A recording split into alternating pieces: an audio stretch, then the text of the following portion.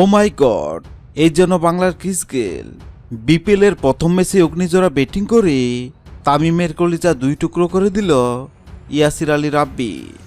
Bangladesh premier লিগের প্রথম ম্যাচে ব্যাট হাতে আলো ছড়িয়েছেন ইয়াসির আলী রাব্বি ও এনামূলক বিজয়।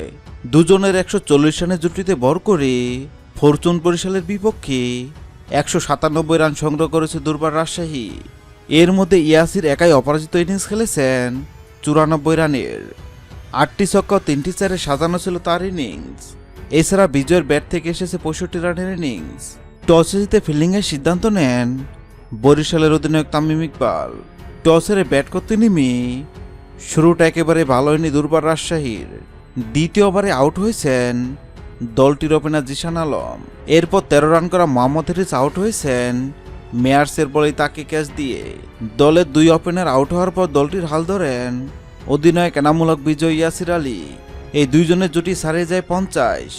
ফাইম আশরাফকে মিড অফে 4 মেরে 42 বলে হাফ সেঞ্চুরি তুলে নেন বিজয়। খানিক বাদে হাফ সেঞ্চুরি তুলে নিয়েছেন ইয়াসিরও।